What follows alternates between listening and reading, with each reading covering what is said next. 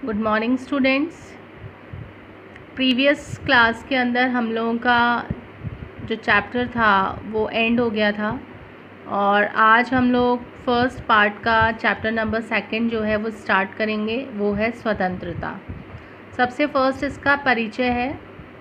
देखो, स्वतंत्र रहना व्यक्ति की मूल प्रवृत्ति होती है। मतलब कोई भी व्यक्ति बंधनों में नहीं रह सकता, पराधीन नहीं रह सकता। स्वतंत्रता प्राप्ति के लिए मनुष्य जो है उसको हमेशा से ही संघर्ष करना पड़ा है और एक अधिकार के रूप में हमको चाहे स्वतंत्रता मिल गई है, आधुनिक समय की देन है, क्योंकि हमारे संविधान जो है उसके द्वारा हमें स्वतंत्रता का अधिकार जो है वो प्रदान किया गया था। लेकिन किसी न किसी रूप में ये हमेशा से ही विद्यमान रही है और कई बार हमने इस स्वतंत्रता को प्राप्त करने के लिए अन्याय भी सहा है, उत्पीड़न भी सहा है और जो अत्याचार है उसके विरुद्ध भी हमने संघर्ष किया है। इसका अगर आप उदाहरण देखें तो आप एशिया और अफ्रीका का उदाहरण इसके अंदर लिख सकते हैं।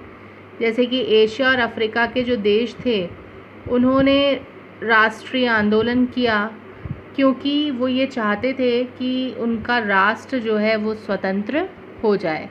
तो राष्ट्रीय स्वतंत्रता की भावना के लिए उन्होंने आंदोलन का सहारा लिया। इसी के साथ साथ स्वतंत्रता जो है उसकी कुछ सीमाएं भी लगानी उस पर आवश्यक होती है, क्योंकि अगर स्वतंत्रता पर सीमाएं नहीं होंगी तो हो सकता है वो स्वच्छंदता में परिवर्तित हो जाए और ऐसी परिस्थितियां नहीं बन सकें जिसमें व्यक्ति अपना विकास कर सके। तो इसलिए स्वतंत्रता पर कुछ सीमाएं लगाना भी आवश्यक है। ठीक है, अब देखो स्वतंत्रता के कुछ आदर्श जो हैं वो उनके बारे में हम बात करेंगे। आपकी बुक के अंदर नेल्सन मंडेला और आंग सान सू की जो हैं उनके बारे में एग्जाम्पल्स दिए हुए हैं। तो फर्स्ट जो है स्वतंत्रता के आदर्श वो थे नेल्सन मंडेला। इन्होंने बुक लिखी थी लॉन्ग वॉक टू फ्रीडम। अगर हिंदी में इसको कहें तो स्वतंत्रता के लिए लंबी यात्रा। ये आपका शॉर्ट क्वेश्चन बन सकता है कि नेल्सन मंडेला जो है उनके द्वारा लिखी हुई जो बुक है उसका क्या नाम है। तो कौन सी क्या बुक का नाम है? लॉन्ग वॉक टू फ्रीडम या स्वतंत्रता के लिए लंबी यात्रा। देखो, मंडेला जो है उनको स्वतंत्रता का एक महान आदर्श माना जाता है। क्यों माना जाता है? क्योंकि दक्षिण अफ्रीका के अंतर्गत जो रंगभेदी सरकार थी उसके विरोध में इन्होंने संघर्ष किया था। ठीक है, और ये जो इनकी बुक है इसके अंदर इन्होंने बताया है पूरा बाकायदा कि काले लोग जो थे उनके ऊपर क्या क्या अत्याचार जो थे वो दक्षिण अफ्रीका की सरकार के द्वारा किए जाते थे। जैसे कि फर्स्ट इसमें उदाहरण ये बताया गया है कि जो काले लोग होते थे उनको घृणा की दृष्टि से, अपमान की दृष्टि से देखा जाता था। ठीक है, और ये जो लोग थे इन लोगों के कल्याण के लिए कोई भी नीति जो थी वो नहीं बनाई जाती थी। मतलब कोई भी कल्याणकारी नीति जो थी वो इनके लिए नहीं थी। फिर ये लोग अपने ही देश में स्वतंत्रता पूर्वक कहीं भी आ जा नहीं सकते थे, पूरे इन पर प्रतिबंध लगे हुए थे और यहाँ तक कि अपनी मर्ज़ी से विवाह करने पर भी इनके ऊपर प्रतिबंध लगाया गया था।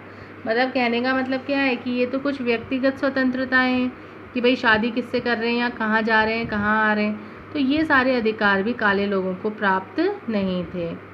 तो ये जो अन्यायपूर्ण प्रतिबंध थे इनको ही दूर करने के लिए नेल्सन मंडेला जो थे उन्होंने संघर्ष किया और इसका परिणाम ये निकला था कि इनको 28 साल के लिए 28 इयर्स के लिए जेल में बंदी बना करके रख दिया था। देखो, 28 साल मतलब इनकी तो पूरी ज़िंदगी, 28 साल पूरी जवानी जो थी वो इनकी ख़त्म सी हो गई थी पूरी जेल के अंदर।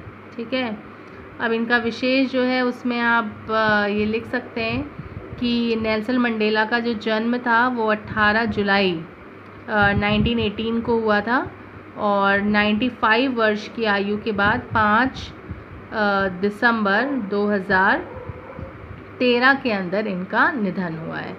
ठीक है, तो ये इनका विशेष है। नेक्स्ट जो है वो है आपके आंग सान सू की।